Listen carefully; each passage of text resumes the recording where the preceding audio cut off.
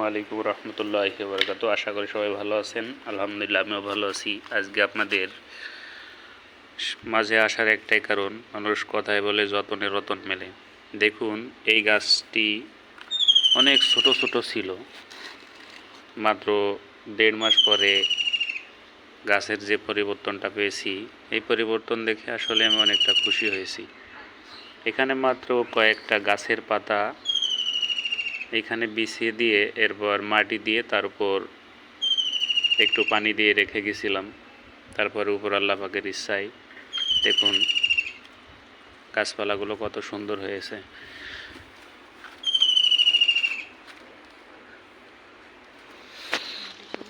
তো পরিশেষে একটা কথাই বলবো, যত্নে যেহেতু রতন মিলে, প্রত্যেকটা জিনিসে যত্ন নেবেন, আশা করি প্রত্যেকটা জিনিসে রত্ন পাবেন। আল্লাহ হাফেজ।